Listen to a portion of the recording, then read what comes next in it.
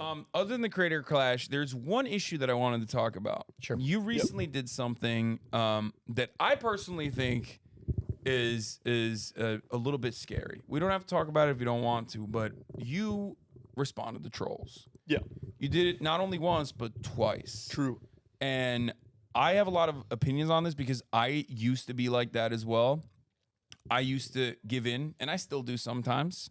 But I think that it's ultimately unproductive because I feel like they benefit more from you giving them legitimacy, especially if they're coming at it from not like the standpoint of constructive criticism, but instead simply to gain clout. So the way I look at it is I always give people the benefit of the doubt that where they're coming from is a place of good intentions. And I feel like at the core, there was a conversation to be had about the topic, regardless of who was opining on it. So like, it wasn't just a troll. Like I still feel like other people had legitimate criticism of it.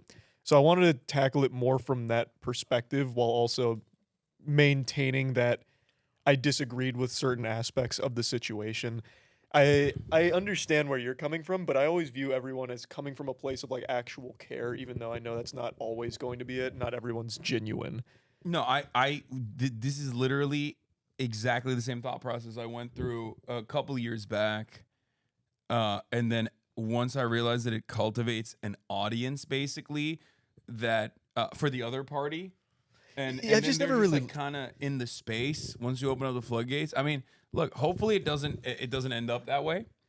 But I don't think it was an accident that like shots were fired in your direction almost immediately after the Sneeko thing. I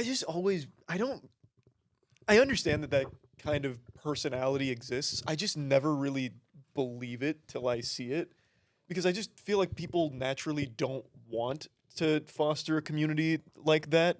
Yeah, Like, that's what I thought too. Yeah, I just feel like no one really wants that kind of audience in the first place. So it wouldn't be like if it happens, it's something they didn't plan on, or things got misunderstood or lost in translation. I think I agree with you.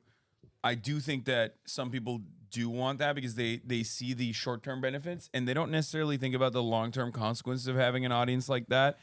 I've said this to a lot of people who do this kind of content over and over again, that like it's not a sustainable business model for you if you're a content creator and you're like constantly going after like whoever you think is like on the downtrend and like pile onto it and cut commentary, no matter how silly it might seem.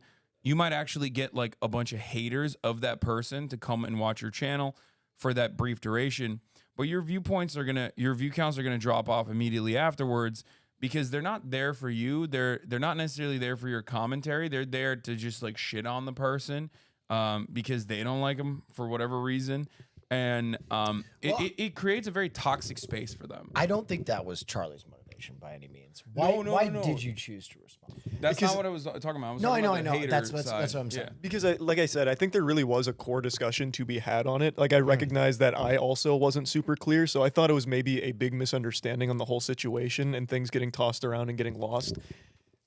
Now I recognize that was never really the intention behind it, to have a conversation about it. But even still, I just never subscribe to the belief that people want that for their own personal community, right? Well, I'm here to tell you that they certainly do. It's possible. It's just, I don't know. I just don't like to believe people enjoyed that, because that's just existing in a perpetual shit headspace. Yeah. Surrounded by people that you also probably don't even like.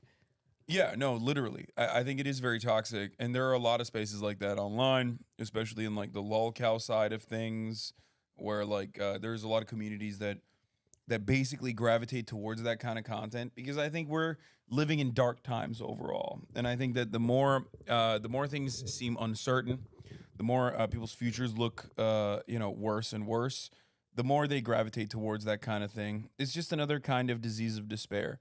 Whether some people go to alcohol, some people go to drugs, some people go to gambling, and then others go towards this kind of commentary and content that like doesn't really make them feel good, but it at least makes them feel better in comparison to whoever they see on a pedestal that's like being brought down a peg. It's like this accountability politics, which there is a place for, I think. And I do think that constructive criticism is an absolute necessity. I think that's a very good thing. I just feel like a lot of the people that take advantage of that better nature of content creators end up making it harder for everyone to even have a charitable and constructive conversation.